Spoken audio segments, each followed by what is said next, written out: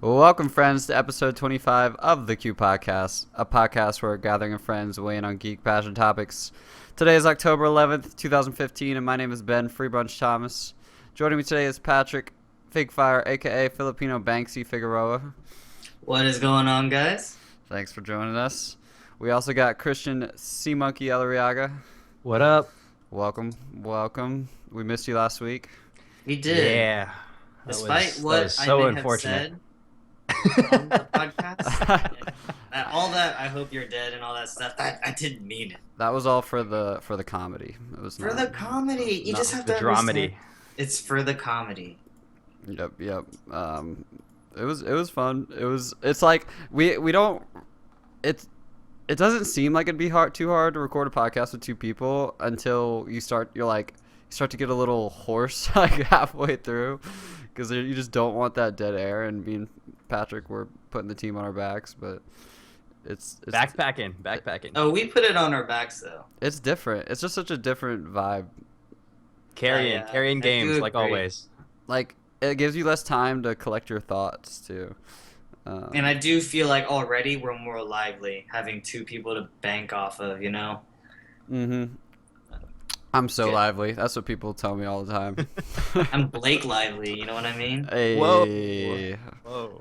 I'll allow it. All right. Well, let's jump into The Martian, since before the podcast, you guys enlightened me that I was the only one missing out, and I'm so excited to see it. And you guys both saw it. Yep. We did. Oh man, it was really good. I left with that really happy-go-lucky feeling just kind of sitting in my chest. It was a feel-good movie for sure. Exactly. Yeah, I can't explain. I can't say anything more than that. It was just like it was a great feel-good movie. I did think there were a couple of like cringy parts and lines. I wasn't. I just thought like Donald Glover, like His character. I just like It wasn't good. what is happening? Oh, It wasn't not good. It was just like really random and I think it was odd to me just because I knew who Donald Glover was going into it. Like anybody who's never seen Donald Glover before, doesn't know what he does, probably would have been like, all right, so this is what he does. But if you know, like, okay, from Gambino to Community to this, it was just odd. yeah. interesting. I feel like he's killed all his other little cameos that he's done, but does not sound like that was the case here. It was I just mean, weird it- trying to hear him spit like thermodynamics. Well, not even thermodynamics. I can't even tell what he was talking about. But I mean, it was, Rocket science. yeah, literal rocket science. It was weird. Mhm. Astrodynamics is what they were talking about. That's Astrodynamics is what he actually was. Did, Um, did they have the same like sciencey feel? Well, I guess you guys I read the book. The book was like they're always explaining the equations on how he survived on Mars. There's no way they had the time to do it, but They did There's go a a lot little of- sciencey with it. I mean, there was a lot of showing of equations, not much discussion about it. yeah, and so a the lot Big of, Bang Theory method. a lot of Yeah. it was through his, his verbal and visual diary. When he's just talking to himself, he's like, okay, I have to do this. And as everyone knows, hydrogen and oxygen make, this and have some catalyst and you got water. So like, and then that was like 40 seconds of intense dialogue. And then he would just like be doing stuff. And then all of a sudden like water, Yeah. Yeah. Without the And then he blows himself up. right? without the spoilers or without spoiling anything, did they do the feces thing? Yeah. Yes. He Okay. had to dig up his feces. Okay. Okay. Well, cool. I mean, it was number 1 2 weeks in a row. I'm really excited Yeah. to see it. I hope it's Yeah, What's- it's great. hope it's What's good. the rating right now? Does anyone know? On It's like 93. It's pretty high. really? That's Yeah. really. Would you I mean, say it was really. would you say it's the best space movie you've ever seen? Well, that's. I mean, in consideration to what, more of like the realistic kind of space movies, All or the space movies. Because I when I think about my favorite space movie, I'm not talking about sci-fi. I'm talking about I guess like Apollo 13. Apollo okay. 13 is exactly what came to mind. 2001: A Space Odyssey, Armageddon. Armageddon. I didn't know Armageddon was in the conversation of best space movie. And then what was the Christopher Nolan one? Interstellar, which I haven't seen. I haven't but seen it either. I've heard it's good, especially after. Critically acclaimed, apparently. Is it? Mhm. I think it's critically I acclaimed. think it's like Yeah. probably in the Yeah, 70s yeah. or 80s. We don't use that word much or that phrase much anymore, do we? I don't hear critically acclaimed too much anymore. Yeah, I guess you don't. But I guess it sounds like I guess there's not that many super realistic space movies to compare it to. Right. But I mean, anyway, of the past couple of years, yeah, I would honestly say that it's the best one I I've mean, seen. Gravity So. was supposed to be up there. oh, that's a good one. I like Gravity. But Mhm. I knew there were a Apollo bunch. 13 is the closest thing that came to mind. It's like as a reminder of what this was, because I mean, Apollo 13 was incredible. It probably still is and holds up very well. Yeah, But I'm sure. Well, cool. yeah, What is Magnus Chase and the Gods of Asgard? So it's a book. Is that written Thor? by, yeah, is Ah, nailed Thor it. is a god of Asgard. It's a book and the first book of a series that was recently released by Rick Riordan, who also did Percy Jackson and the Olympians and Carter Kane. So it's just another pantheon of gods for him to write an entire series of books about. And I mean, I've always loved the Rick Riordan style of writing. So I've read through all of Percy Jackson, Heroes of Olympus, the Carter Kane Chronicles, and now I'm on to this one, which actually just came out last week, I believe. Mm-hmm. So I actually had pre-ordered that a while back. It's a novel, right? Not like a graphic novel. Right, it's an actual Okay, right. it's a novel. Nice. oh, very So it cool. was just that's another thing I picked up, and it's super interesting. I mean, from the very first chapter, I already got so sunk into it that I spent a couple of extra hours on a work night that I probably shouldn't have reading. Reading does that, like, cause you can. I don't know. It's something for me. I'll read a chapter before bed. And all of a sudden, it's like way too late. Yeah, Yeah. and you're like, God, I have work in like 6 hours. I should Yeah. probably get some sleep. Yeah, I love when Much I more get so for Ian than the rest of us, but That's true. I love when I get a book that does that to me, though. I feel like it's more rare Yeah. than if I put in the effort. I bet it could happen to me all the time, but no, it's always a good feeling when that happens. Yeah, and I mean, it's just the way they write. It kind of brings me back because it's kind of meant to be a children's story because that's what Rick Riordan writes. He Mhm. writes children's books, so it's in the same realm of fantasy. Your Harry Potter Mhm. kind of homage, but it's that same style of writing that kind of just brings me back to when I was reading through the Harry Potter series for the first time, and it's always a really nice, kind of make yourself feel good for the I- rest of. Yeah, I'm on feel good status for this week, man. Nice. There's Yeah, something. nice. There's something to be said for that style too, though, because it just gets the emotions and the conflict across so much easier. Like I remember reading Lord of the Rings, and I Right. was like, give me a break. Like this is. I mean, those are legendary books, but Yeah. they were so dense that like I don't get to sit down and just start smiling. Like you don't Mhm. really do that when Yeah. you're reading Lord of the Yeah. Rings. And it's I hard mean, to yeah, digest that's on the first read that's through. for a lot of books too. Like 10,000 Leagues Under the Sea apparently is like 80% submarines and 20% like Captain Nemo kicking ass or whatever. And Mhm. same as Moby Dick, it's like 90% this is how you fish and stuff, and 10% fighting a whale. Yeah, yeah. But not Gods of Asgard. No, I'm just kidding. Exactly. Not that I know anything about it. Well, cool. How about you, Patrick? I had a pretty busy week. In addition to watching The Martian, I also watched Sicario. I haven't even Sorry. heard of that. It's starring Emily Blunt, Benicio del Toro, Ah. and Josh Brolin. I'm in. And I'm sold. it's great. It's a let me look at my notes here. It's Is it a new movie? Is it in theaters? Yeah. Oh, Mhm. nice. It's a dark, suspenseful, and very thrillerish kind of movie, and it's about the depths of like some government agencies against the cartel. And Emily Blunt plays like a tactician who like breaks down doors for the FBI to bust for drugs in the cartel, and she gets roped into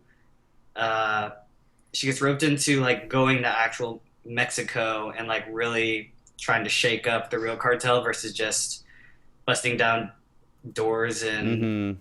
America. That's pretty And- relevant to current events. yeah. Super. And Benicio del Toro gives a great and very haunting performance as a mysterious. You'll learn very early in the movie. Sicario means hitman, and God, it's so good. Emily Blunt is, as always, gorgeous, and she kicks ass. And Josh Brolin is classic Josh Brolin. He's kind of just like That's stacked. That's a he's stacked kind of got cast. like a Yeah, it is. shit-eating grin. Yeah. So did that kind of come out from under the radar? Because it's Yeah, I mean, it's got a 93 on Rotten Tomatoes. It's really good. And I tweeted about it after it, and let me read the tweet. right. It's a great movie that makes you leave the theater with a sense of hopelessness about the world. Oh, I think you tweeted about that. You're just Yeah. or something made you hopeless or something. Yeah, it was a dark movie. It was really good though. Highly recommend it. Did we talk about that before this particular podcast? I don't think so. Talk about what? That specific movie. No, I'd never heard of it. Right. It wasn't on our preview. It wasn't on our like Rotten Tomato game. It wasn't, Yeah. So talk about super under the radar. That's Yeah. really cool. Yeah. Yeah, my coworkers are really excited about it, and I just like tagged along. That's awesome. Also, I finished. Christian and I we both read a book called Sunstone. It's a comic book by Stefan Sage. I think he's Nordic or Swedish or something. It's Yeah. spelled super weird, but it's a comic book about BDSM, which is bondage and sadomasochism between these two girls in a relationship. And it's a very sexually charged book, but it's not as it uncovers a light of BDSM, BDSM. BD and S&M. I don't think there's an and. It's not bondage and sadomasochism. Yeah, but it's pronounced BDSM. But when you talk about BDSM. BDSM. Yeah. Okay, so it unpeels like the level of trust that's required between two people who are into BDSM, and it's really good. I remember it's looking got- up the pictures and they were gorgeous. Yeah, and His art style is awesome. yeah, he's incredible, and he's got a very inspiring passage at the end about how he came up with the book. He was very stagnant about his, recent comic book art. He was feeling like very overwhelmed, and he basically like lost his creative juices, and so he opened up a new DeviantArt account, which DeviantArt, if you guys aren't aware, is like it's like a central hub for artists. Basically. It's an artist's Facebook. It's an artist's Facebook. It really is. It's just like a digital portfolio. Mhm. He opened up a new account, and he started posting like fetishist pictures of one dom and her two subs. A dominatrix. Okay, and his fan base grew so hard and fast. Oh, God. Awesome. There's considering the topic, there's no way we're gonna avoid that. Very We'll awesome. moving along. Are you still active on DeviantArt, Patrick? No, I'm not. I'm thinking of doing it though. I'm gonna try to get into that or Tumblr after WordPress kind of settles down some. But It doesn't take any time to just post your pictures there, right? I know, but it's like when you're trying to open up like a YouTube page or like even Twitch. There's like work that has to go into it. You Yeah. gotta There's fix a lot you have to boxes. manage. Yeah, I gotcha. It's easy to overextend. Right. So, but that was good. A lot of fall TV. Oh God, so much fall TV. Pick one. I've He's got started. the 1,000-yard stare from all that fall TV. I know. Oh God. We can let's go to something we don't really talk about a lot. American Horror Story. It premiered, and I will just say that it is incredible what American Horror Story is getting away with on television. I've never seen so many butts, grinding, sex, gore, butt plugging. It was a mess, dude. I was just like, and that doesn't mean it's good. That's the problem. Like American Horror Story, I feel like they're just going for these very cheap, like the fact that I'm like in shock and awe that they're showing this dude getting like raped is like it's not a good thing. It makes it. I mean, to me, that still kind of sounds like American Horror Story. Like, it doesn't sound like they're pushing it more than they have. What's the theme again with Lady Gaga? It's a hotel. Hotel. This is bad. She plays the Yeah. owner of the hotel. You should watch this episode, Ben, with what you just said in mind, like, oh, they've done that in the past, Yeah. and then come back to me because, ugh, oh my god, Okay, so next week is gonna be Ben's revelations. Reactions. yeah, y'all. I mean, with most American Horror Story, you just need to watch like the first episode or two, and you like have your fill of everything American Horror Story. Well, the first episode's always awesome too, or at least it always like makes you feel like you're watching something unique and interesting. I don't know, like Yeah. I mean, every time I watch that show, I'm just like, it makes my skin crawl, and I'm like, well, this is more productive than just watching SportsCenter or Friends reruns. But then around episode 6, I'm just like, you've got to be fucking kidding me! Like, let's move along. I know. How many have we had so far? Because there was This is the the Freak Show. or 6th. So This is 5th, I think. Freak Show, Coven. Hospital, Circus. So this is the 5th. Mm-hmm. So yeah, And we Coven, said them all. yeah. What is GCPD? That was my foray into getting back into the Arkham's Knight season pass, and Just holy shit. So I want thumbs up, thumbs down, or let's do Thumbs down, dude. It's fucking awful. It took like 20 minutes. Okay, let's not dwell. Let's not dwell on it. Oh, God. I just Basically, like, Rocksteady needs to get their shit together. This has been nothing, and it's like if you release this like every other week, just like an episode like this, it would be great. But like it's a month or 2 months in between these episodes, and it's ridiculous, you know. 2 months for 20 minutes of gameplay. It's so bad, man. It's so bad. Yikes. Ugh. That's funny. All right, we're not talking about it. All right. All right. So I watched TV. I don't think I talked about it last week. I watched Wet Hot American Summer. We didn't talk about that, right, Patrick?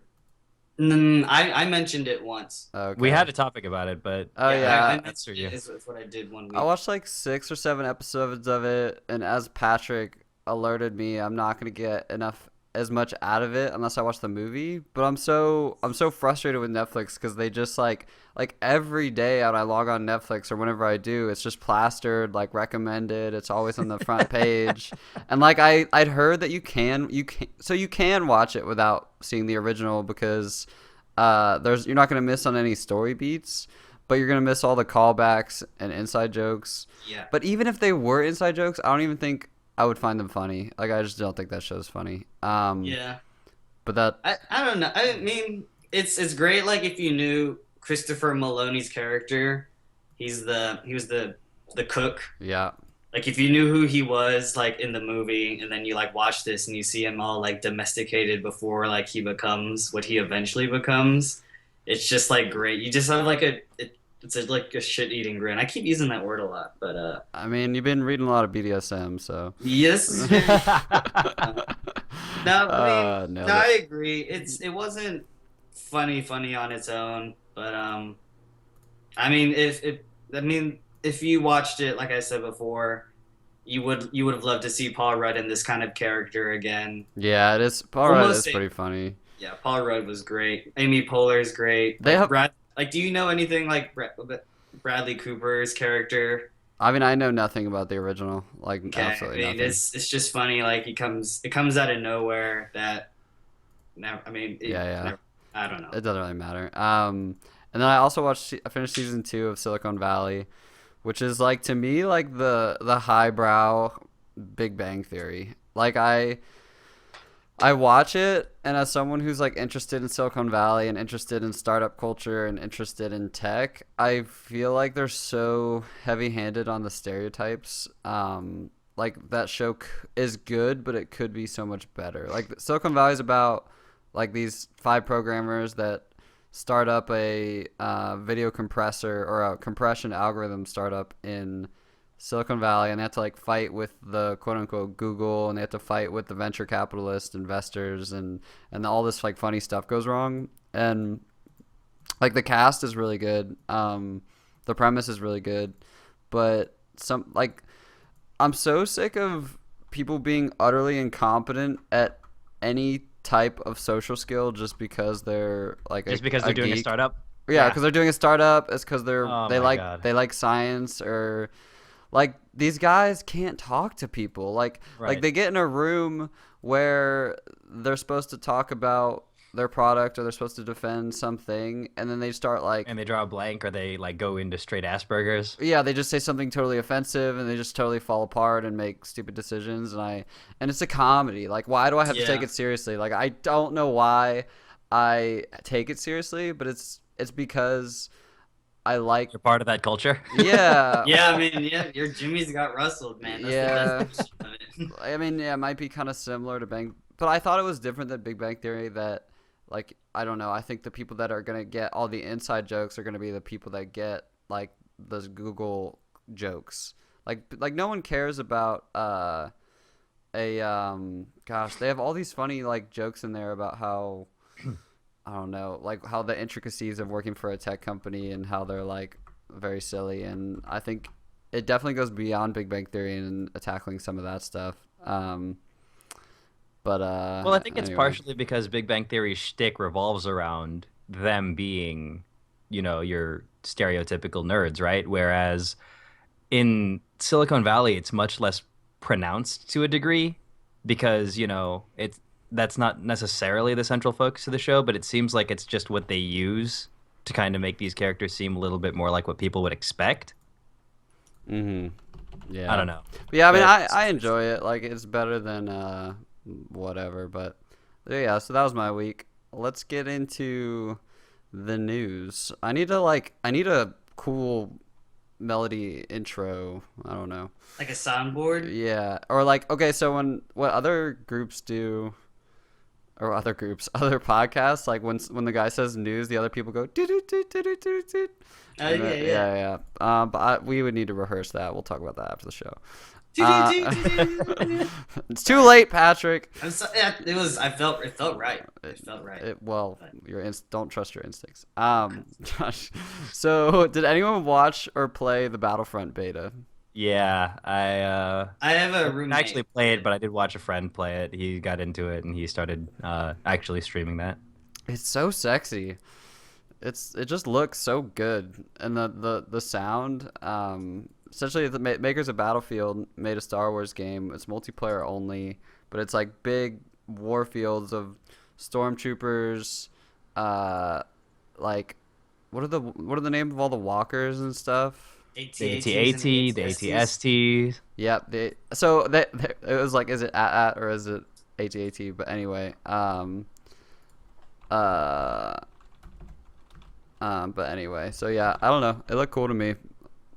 Okay. It's the kind of game where I want a friend to get it and then like go over to their place and play it, because like $60 is a little bit steep. Right. But Yeah. I mean, from what I heard my friend say, I mean, and secondhand sources aren't my favorite, but he mentioned that, I mean, there is comparably smaller in terms of map size because, I mean, it's not like normal Battlefront where you have armies, so to speak, that you can draw from, like NPC armies. And I don't know, he felt a little underwhelmed by it. Cool. So yeah, the other thing is the voice actors. Yep. I don't know A what's lot of those gonna- names, man. A lot of those names. I don't know what's gonna become of that. But we'll see. I guess I don't really have. Did we talk about this before? We did talk about it. What caused We this? mentioned that it was going to happen. It was like pre-vote, but now that they voted, it's like they are gonna put strike on the table. But I really just think this is more of like a flash in a pan or whatever, like using it as a bargaining chip or whatnot. I don't know. We'll see how it goes. But yeah, you guys pick up the news while I try to fix the stream. Sure. So Sony announced that there's going to be a PlayStation 4 price drop to How much? match the Xbox One's 350. Boom. Mic drop. That's pretty crazy. Like it's only been when were these consoles released? A year and a half ago. Mhm. And we've seen the Xbox One lose its Connect to drop it $100, and they chopped off another 50. And then did you guys read Phil Spencer's comments Did not towards see those. PlayStation? He acknowledged that the PlayStation 4, Sony's PlayStation 4 has a lead, and he talked about how just if they don't know if they'll ever be able to catch up because, and he said he talked a lot about focusing on what happened at launch and how like with all these preconceived ideas that Xbox can't use used games or it's going to have to be online, and how even though they the always online talk. Yeah, or even like he mentioned like even though they changed those policies, he said like market research showed that people are still walking into GameStop saying, "Oh wait, isn't the Xbox One always have to be online?"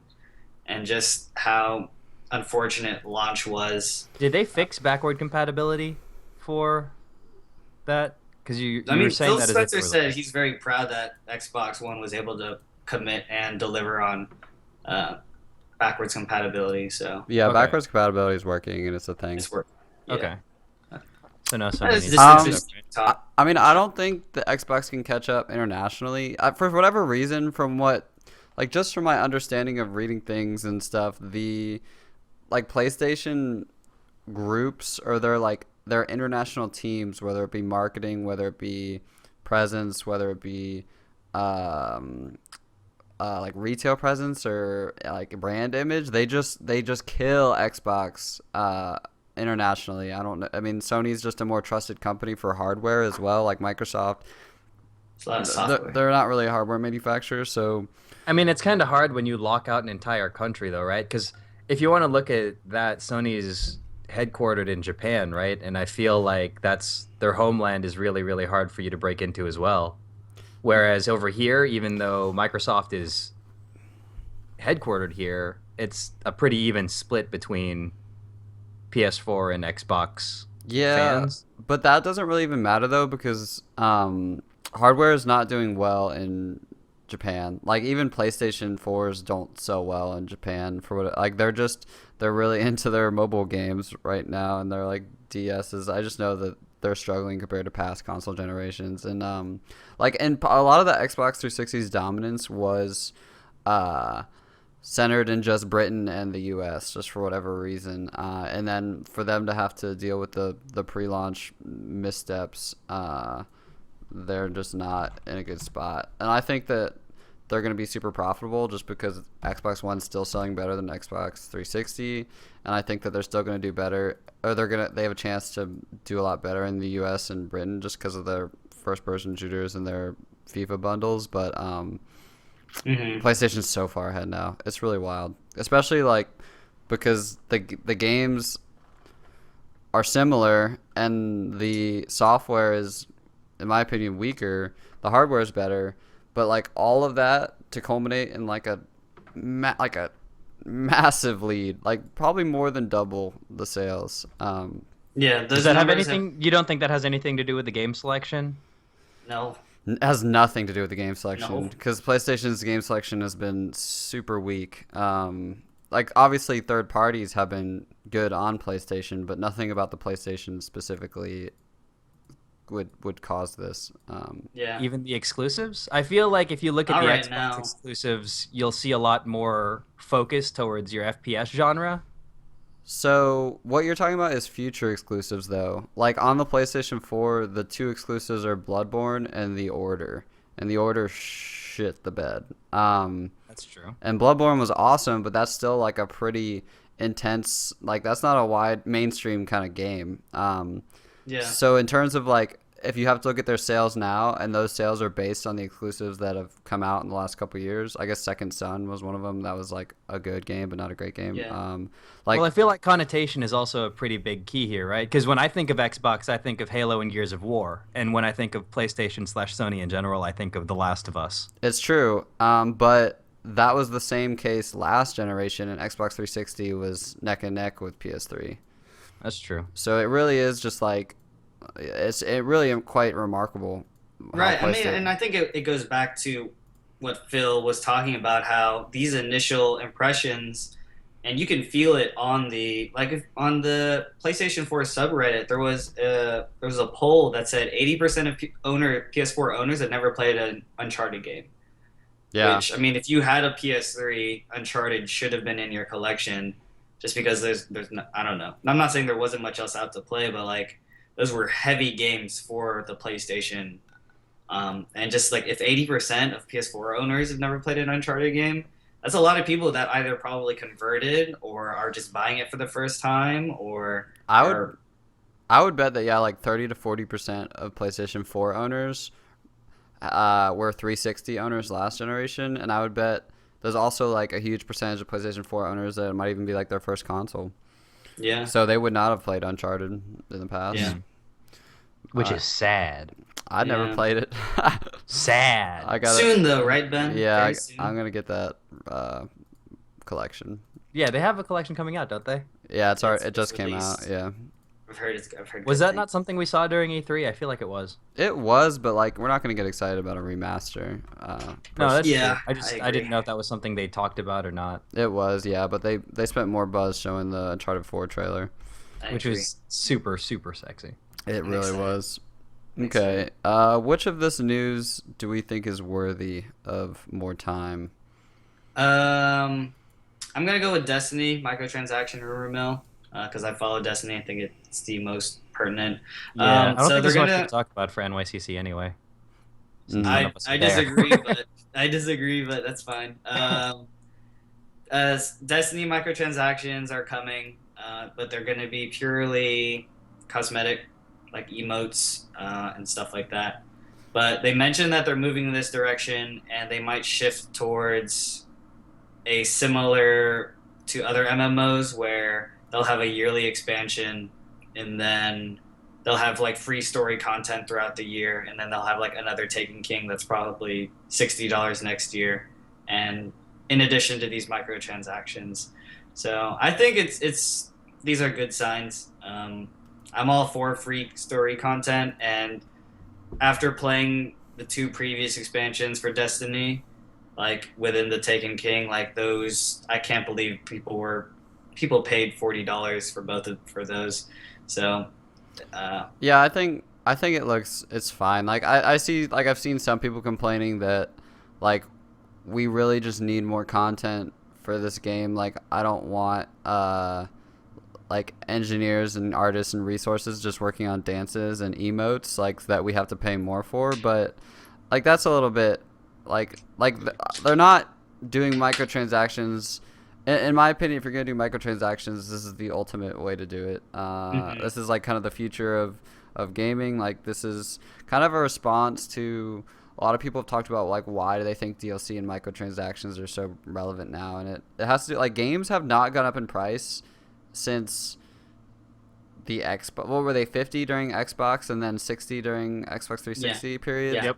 And like they're not getting any cheaper to make. Like they're getting more expensive to make, but I don't think people want to pay more for games. So this is kind of their way of spreading that cost, and it even kind of is more efficient because the people that are getting the most out of the game are the people paying the most for the game, and the people that want to take a risk are the people that don't have to get the DLC. And when it's something that doesn't change the game balance, I mean, I have no qualms with it.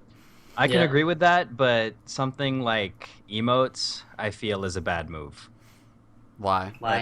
It's just emotes of all things people would really want to pay for, like unique Those are skins that don't skins. affect the game. Those are skins. It's the same thing as like skins. I guess, but a skin is more visible to me. Like if I look at Guild Wars right now and I see all the stuff that you can get with cash, it's all cosmetic based, and obviously nothing affects the game because that's how they wanted it to be. It's not going to be pay to win.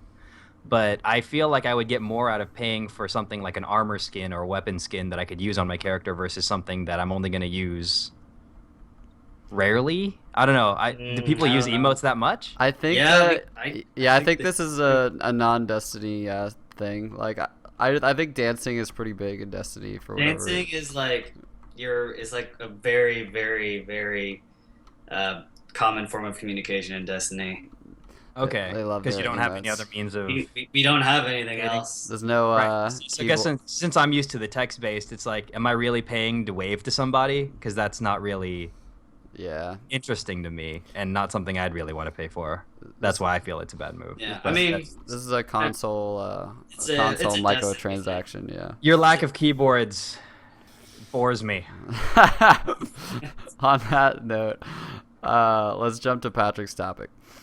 Sure. Also, I want to plug Tales from the Borderlands episode 1 is free, so you guys need to play that and let me know how it goes. If you have a PlayStation. Yeah.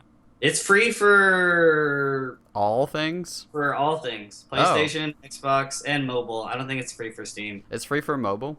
It's free for mobile. Nice. So, That's neat. check it out, have a good time, and get back to me because it's great. Yeah, for all those right. of us who have like the Samsung Galaxies where you could play 4K on your phone. I mean, if you have a iPhone 6, that thing's pretty big already, so Yeah, but it's not 4K, man. Is there, iPad. how close do you have to sit to that screen, though, for it to be 4K? That's what I want For to know. the Samsung, I have no idea. I don't have one. I'm still highly skeptical of 4K, if you can't tell. All right, my topic. Yeah. So my topic is about lore delivery in video games. Like, what types of lore delivery do you guys respond to, and why? There's in a lot of video games. There's a lot of books you can pick up, lore cards you can earn. There's a lot of descriptions on items, and obviously a lot of work has to go into these because people actually write these. I just want to know like what you guys respond to, what you guys think works, what doesn't work, among other things like that. Cutscenes. Cutscenes. I fucking love cutscenes. Like, Okay. I don't know.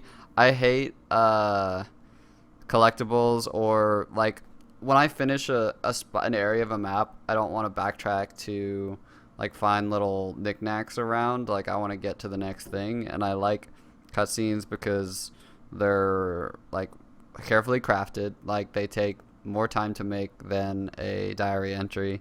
And then they also, like, I don't know, sometimes it gives me a second to like take a drink of water or lean back and kind of like get cinematic with my game. It lets them flesh out the voice actors a little bit more. I'm not huge on collectibles and codexes and things like that. Okay. Very cool. What about you, Christian? Immersion for the most part. So when you go into a game and you progress through the game and things change based on what you do in the game. So, like once you hit certain points in games, maybe a city is gone or something gets destroyed, and you go back and the dialogue you have with the characters reflects that. Mm-hmm. So you keep that immersion as opposed to having the same dialogue from a point in time where that didn't actually happen. And, it immediately breaks because you're like, well, I already destroyed this, or I already killed that person, so why are you talking about them in present tense? Okay. All right. I got a couple of things to challenge you guys. So, Ben, you read the Pale Hunt, the Bloodborne lore thing. God. And so that was derived directly from item descriptions in Bloodborne. So what do you think about that? Yeah, so that was interesting because when I read that, I don't really perceive. So that was a PDF like dissertation, like almost like reading a review of a game. Like, it was. So to me, that's not necessarily a lore delivery. Like, so to me, that's an example of how I don't like item descriptions, because the setting at which I wanted to experience that lore is not while I'm playing the game. It's while I'm like sitting in line for something at Publix, and I'm like reading something. So maybe like the way I like lore delivered is like second screen experiences, so where I'm not actually playing the game. Well, okay, so you're talking about lore delivery outside like playing the game, right? Like, you're talking about like design choices.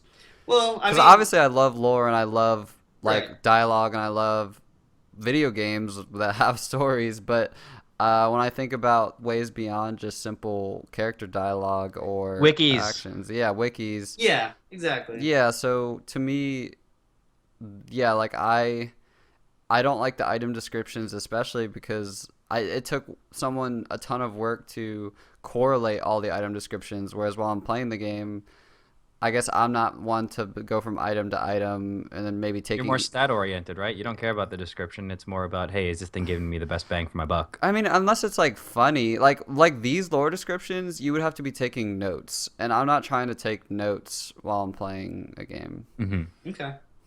No, I mean I agree with you.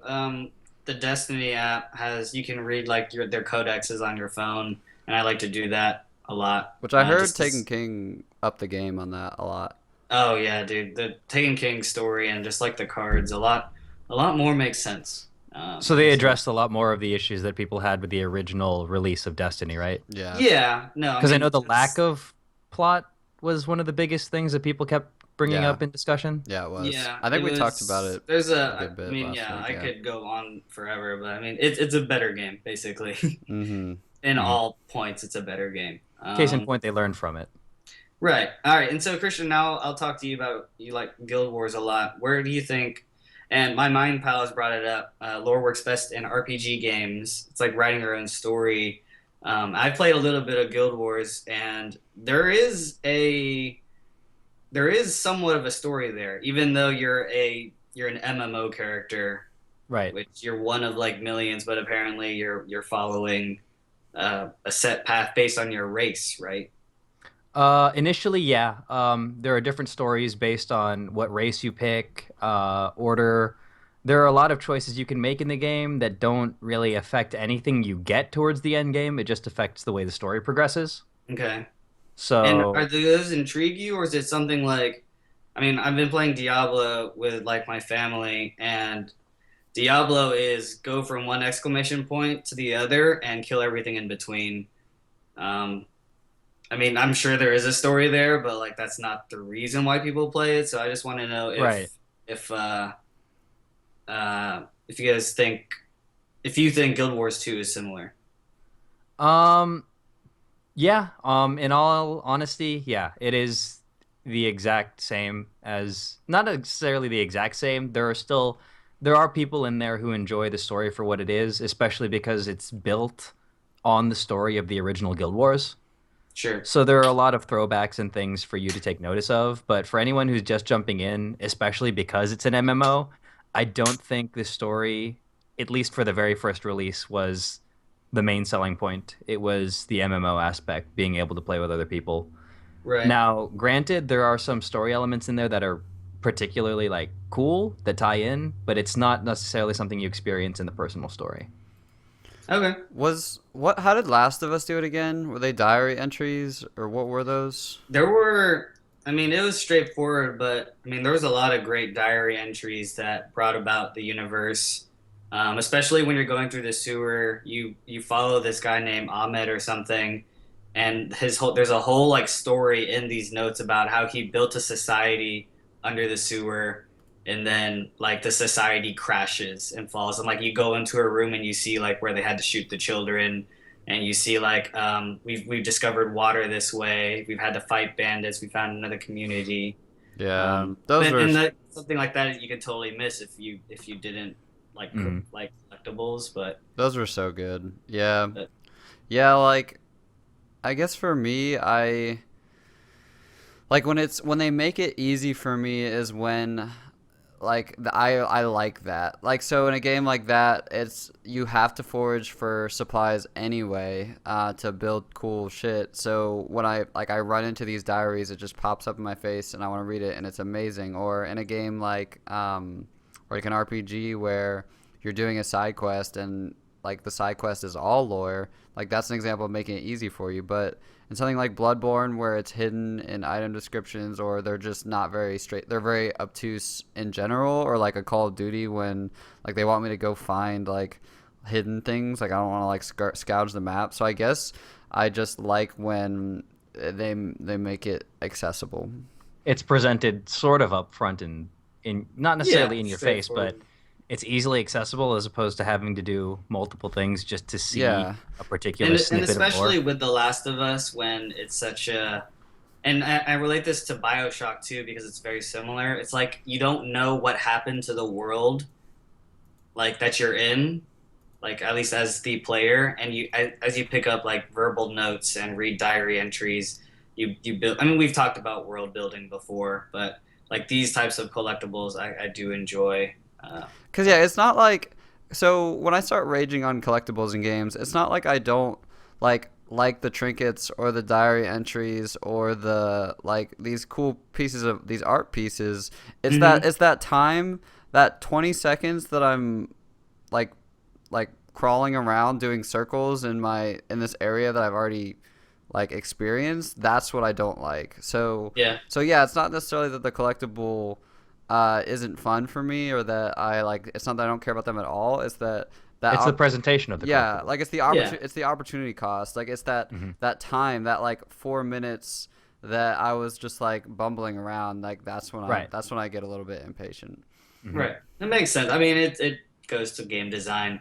Like if there's a like in BioShock, a lot of the collectibles were just like sitting on benches in areas you would walk by, and by no means are these required. So, but if you do collect it, it's always nice and to hear a little squawk of what happened in the world. Squawk. I couldn't think of the word. I was like, nah, dude. Little squib. Squawk. You're a poet, right? Man, didn't even know it. All right, let's jump to my topic this week, which is episode 25 check-in. Guys, we've been doing this for 26 weeks. So in like dog years, that's like a really long time. That's like several dogs. Yeah. And like I mean, we had no experience with podcasts. We were just fans of it. We had a lot of like weird hurdles and things to overcome. So I just wanted to take a topic out of the show to kind of check in and just like talk a little bit about how we're doing so far. What surprised you most? I guess we could start with that. And I don't know, there might not be anything that surprised you. You might have been like, I know what the fuck I'm doing. Like, I'm ready. How easy it is to get into. And this is mostly from my end because Ben does all the technical and Ian does all the art. I'm just along for the ride. So I would say the hard part is finding people they have stuff in common with. I think podcasting can be effortless when like the opportunity kind of presented itself. Like I wasn't like oh, I want to do a podcast. It was like, oh no, we talk about games. If this is a natural flow. So yeah, but I could see how it could be surprising. Yeah, that it's easy. What did you think anything would be difficult?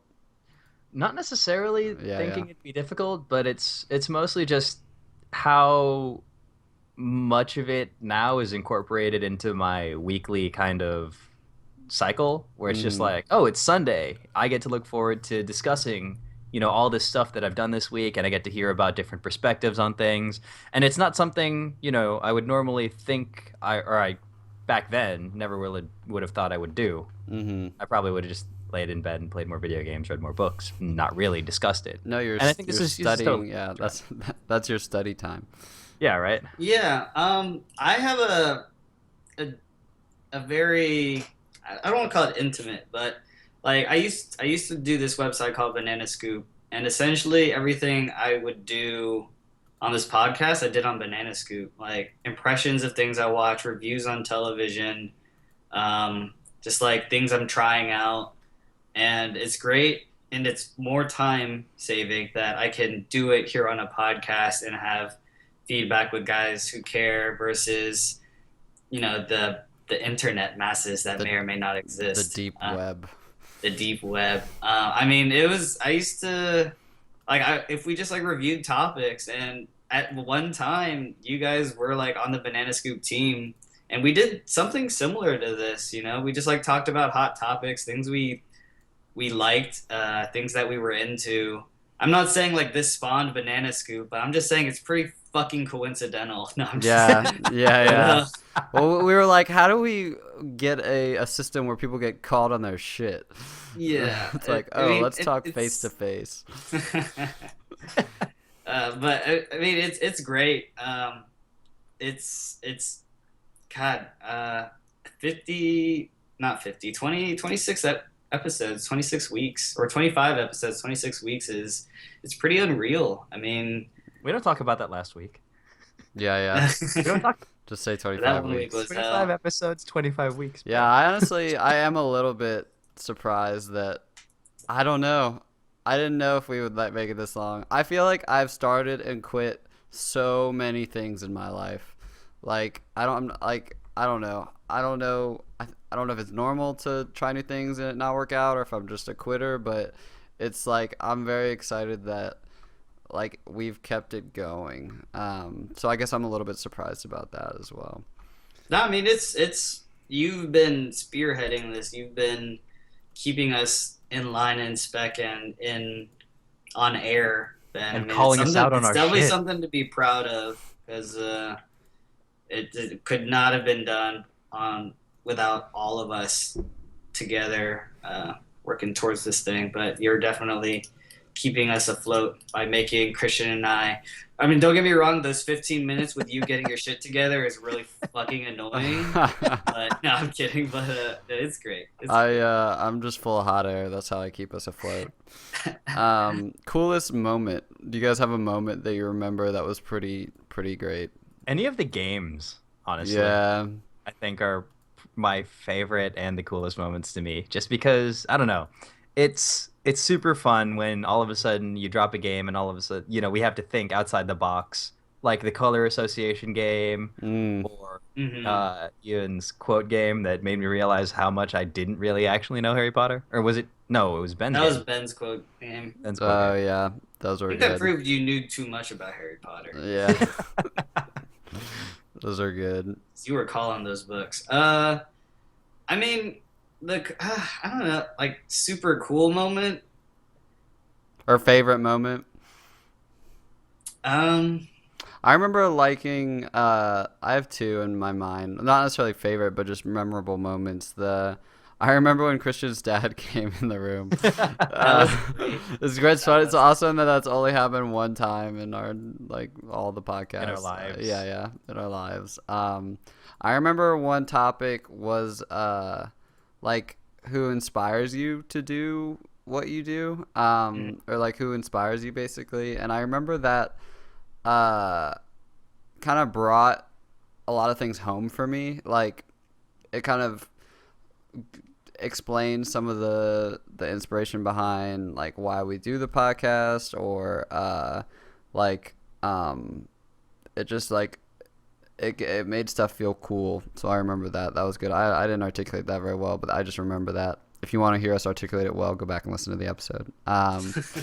And then I remember the very first episode too. Like I remember just like being super janky and like not really knowing when we were supposed to talk, which nothing has changed. But and then I also remember, so we do this thing that's supposed to be industry standard, which is like we record all our files locally sometimes as a backup, and we have to I instruct everyone to clap after I count down from 5. yeah. And it's so funny because we're all just like sitting in front of our computers like did you do it that time? Oh, sorry, I forgot to like clap, or I forgot to restart my Yeah, like Audacity. it said Everything. fail. Yeah. Oh man, or the time we had to start over like 4 times. Oh gosh.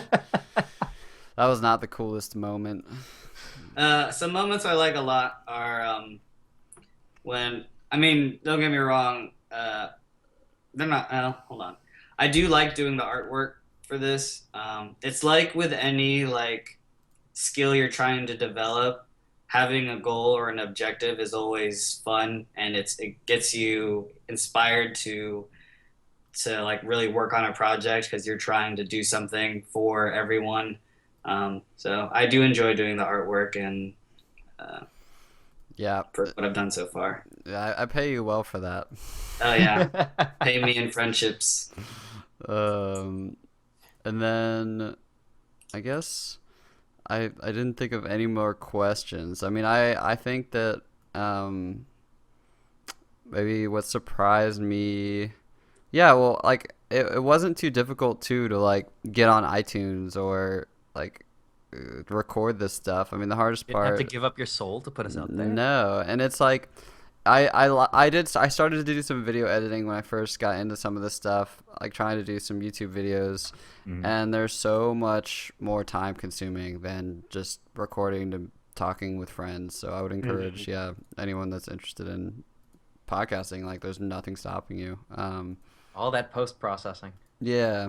My favorite part is I think probably everyone's favorite part, which is just like how it like forces you to, not forces you, but it's like a venue to spend time with friends and like do something with friends. So that's neat. No, you guys well. are forcing me. Yeah. I mean, yeah, you're Doing something with friends without actually doing something with friends. Yeah. It's pretty good. It's pretty good. I mean, this whole time I've just been scrolling through Reddit. This is just like something I do. I dabble because I'm here already. It's like whatever. I'm already on the internet, but no, just kidding. Yeah. Well, cool. The next 25 episodes. Who knows? Next time we're gonna be doing this is it's gonna be a this year in review. I like kind of thing.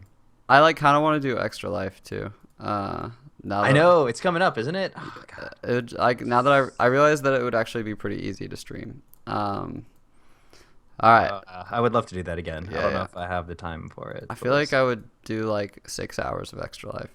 All right, let's jump to Christian's topic.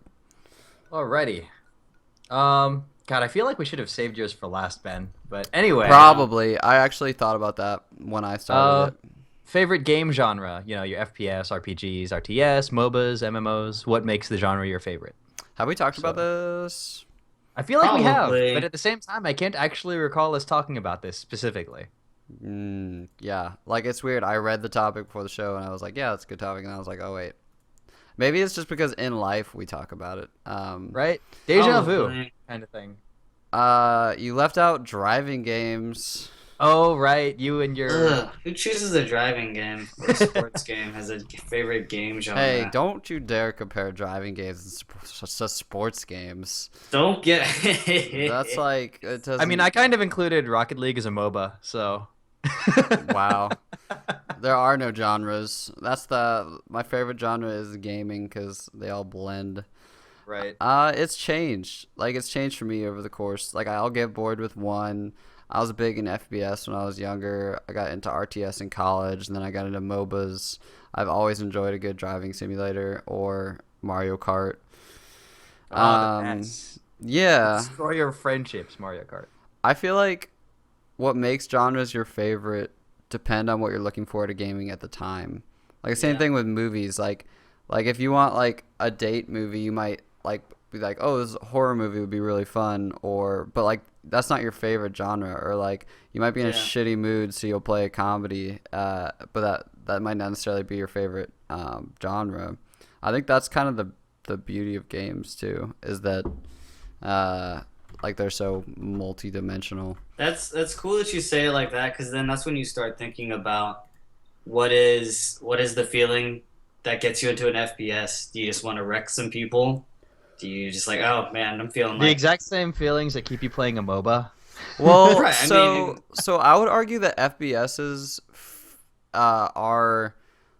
feel great. Like beyond like the shooting or like the bloodlust, like the way that you control a first person like with the analog sticks is very natural, and like how the triggers respond to the guns. Like FPSs are, in terms of just gameplay, like if you take out the psychological aspect, I think that's part of what makes them popular, is that they are immersive just in that they're first person, and that they lend themselves really nice to like video games.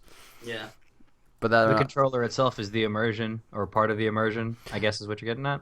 well, yeah, like I think a lot of FPS is because they're fun to play. Like that's why they're popular, and I think that like when that starts to fade, and I think that that's why FPSs lack in story, or they often lack in story, or they often lack in puzzles, is because they don't need it.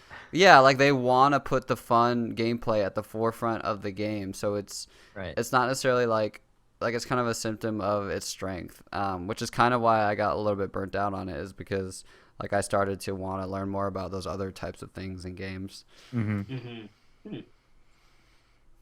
I mean, I really don't have a favorite genre of game because I'm pretty sure currently, like, I am playing every type of that game right now.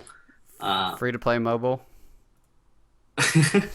Actually, I don't think I have a free to play mobile, but I mean, Clashing some clans. Dude, I'm still clashing those clans, man. wow. Starting to feel pretty dirty about it though. That's all right, man. It's Don't tell me I mean- that. You don't encourage me. everyone can play what they want to play. Ian, man. you're enabling him. You're enabling him. Yeah. Stop. I have a coworker who was on the last 80 levels of Candy Crush, and I have like no. you can't just like he goes to me. He's like this great huge sports nut. Like he can talk to your ear off about Texas A&M for 5 fucking hours, but he's like, sometimes Patrick, I think I might be a bigger gamer than you are. It's like, Justin, I don't doubt that for one fucking second. Because as he's sitting there like Candy Crush, and he's like, "Here I am, man." He's like, I don't know. I don't doubt him at all for it. I have no concept of how many levels there are in Candy Crush. Like I didn't know there was an end. like a I thousand. think there's like 12 or 1300, and Oh he's my. on the last like 40 to 80. If you want to talk about dedication, that's it. Yeah. It really is. It's like, fuck, dude, you deserve a platinum trophy because holy Right? shit. Well, platinum's not until you complete all of them, but I know, but like by the end, well, yeah. Exactly. Okay, I- here's a question. You can only play one type of game for the rest of your life. What is it? RPGs. Done. Done. Christian? I'm sticking with my MMOs. I don't even play that many RPGs, and I guess it's just a bad question of design, because I would choose RPGs just because they lend themselves to, like, I don't know, so many different types of experiences just because Right. they're lore-driven and stuff. Mm. Like, if I just had to Well, play... It also changes based on your definition of a role playing game, right? Because like Ian was saying, RPG could encompass everything. Yeah, I guess mean, when you're like... playing that first person shooter, you're fitting into the role of whatever the main character is. I mean, I guess we're talking more like Don't break the question, Christian. yeah, we're talking like Witcher, Bloodborne. Fallout. Right, No, right. Bloodborne would not... Bloodborne would be an action game, I think. I feel like it's an RPG. It's an action RPG, but It's an I RPG. mean, yeah, there are a lot of RPGs. Like, that's the thing. the gameplay It's in like some of Bloodborne these is... are prefixes, and some of these are prefixes. Like Yeah. Mind Palace says FPS RPG. Destiny's an FPS MMO in a kind of weird way. Not MMO, but It is though. It has MMO. Oh, MMO took the definition of MMO. MMO. The definition of MMO goes beyond like massively multiplayer online game because they develop so many quirks of those types of games that Destiny incorporates that go beyond just like the definition, like the literal definition of MMO. Yeah. So I mean, I think Destiny is the first person that's an MMO thing, loot based. Well, I guess it's not necessarily the first of its kind. We got Planet Side. I think. What do you guys? I was gonna ask about like kind of the future. It seems like the future is microtransaction and loot based games. RNG, baby. RNG. RNG is Having RNGesus. that faith in RNGesus. RNGesus, dude. Yeah. I'm playing so much Destiny right now, and like at the end, it's like, let's go, RNGesus. I know them feels, dude. I know them Yes. feels when you complete a dungeon or you're doing a raid. RNGesus, let's go. Although Diablo's drop rates aren't so skewed, though. At the very least, I could say that. I mean, yeah, Wait, you get a play lot this of with your like, family. Hmm? You said you oh played yeah, I Diablo didn't with really your get family. to talk about that. My brother-in-law and my sister got Diablo 3 for PlayStation. I got it too, and so we're having a really good time. Like, Dude, it's so much fun. Did they It's release just- the latest patch for it yet, though? I'm not sure if you guys are caught up on seasons. they don't do seasons on the console. Oh, sad. Yeah, Okay. but it's a great game. Like for $35, or I paid 30 at Walmart. It's just a lot of fun. We're all talking to each other, and So you it's- know it's about just, It's just mindless enough where you're just like when the shit is hitting the fan, it's just like your screen is like a fucking rainbow, man. that? Did you guys? I need Did to you get guys that. get Reaper of Souls along with it? Yeah, did it that- comes with Reaper of Soul. Okay. Souls. Cool. What class are you playing? Now I'm curious. I'm playing Witch Doctor, man. Dude, GG. Witch All right. Doctor. I'm throwing like a Spider Queen, got my giant, and got my Got your jar of Witches on frogs. top. I don't know. Jar of frogs with piercing. It's a lot of fun. Yeah, And no, Dave's that's doing it a lot too. He's a PC Master Race kind of guy, but he says he's very surprised at how fluid it translates and ports over. I heard Yeah, it, I I was heard it's a little surprised. I've heard it's better on console like than on PC. Careful, Christian might fight you, man. I know, like Diablo, like for like it's like a hack and slash kind of. Am I right about that? Yeah. And yeah, Yeah. that's just slash. like that. Like I just heard it like translates super well to a controller. I think the one thing I was going to be confused about was the movement, but I guess they did that relatively well.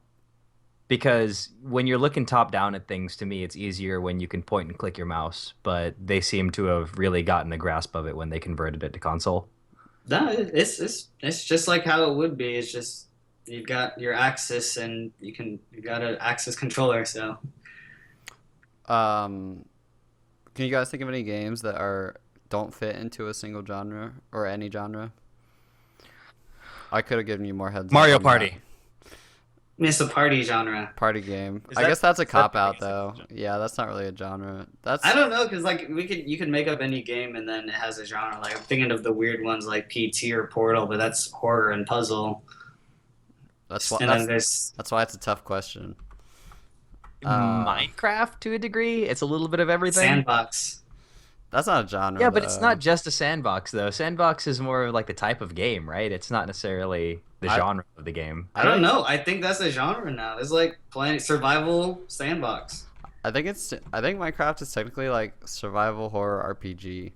I think it's weird to me because if you like, you pick up a bow and arrow, and all of a sudden it's an FPS.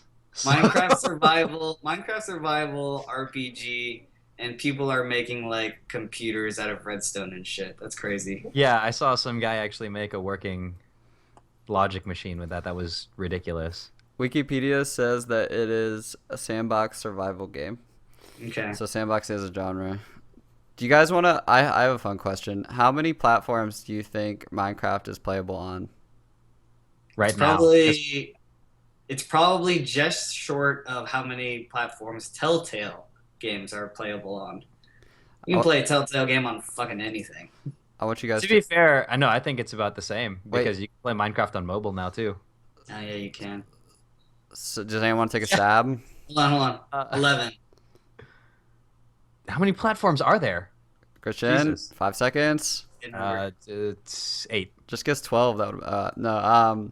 So Windows, OS X, Linux. Oh, we're including all the different OSs. Yeah, That's, okay. I mean you got to think about like what requires specific programming to make it work. That would count. But yeah, I suppose that I is just tricky. figured PC was all counted as one. Well, that I feel like it would be lower than 8 then. But so Windows, OS X, Linux, Java platform, Java applet, Android, iOS, Windows Phone, Amazon Fire TV, Xbox 360, Xbox One, Raspberry Pi, which I didn't even know there was a Raspberry Pi Pro version, PS3, PS4, PlayStation Vita, and yeah, that's it. How do you play it on a Raspberry Pi? Why would you play it on a Raspberry Pi? Is that like the sequel to the BlackBerry? No, It's like Berry? Arduino. it's like a $25 computer. I'm gonna believe it's the sequel to the BlackBerry. I used one of my senior design project. You remember that, right, Patrick? I had one. I was I trying. remember that you were compacting trash. Yeah. That's what I remember. Yeah, that was the Raspberry Pi. No, I'm just kidding. And you were like programming on like an external keyboard, and it was, you were really happy about the I whole was so pissed. thing. Yeah. Yeah, essentially I hooked the Raspberry Pi up to like my TV and external keyboard, and I was trying to like program a proximity sensor to work, just fucking work, and I couldn't. Tough times. Classic. Oh God. All right. Well, that's going to do it for this episode of The Q. Thank you so much for hanging out with us. No squeaking, Patrick. Check out new episodes weekly, live streamed Sundays, and MP3 a short time later. We love your feedback and opinions wherever we can get them. Drop us a review on iTunes if you can. Check us out at The Fig TV and Free Brunch on YouTube, at Fig_TV, at SeaMonkey 2eyes, and at freebrunch on Twitter. Take care, everyone. Bye, guys. Peace.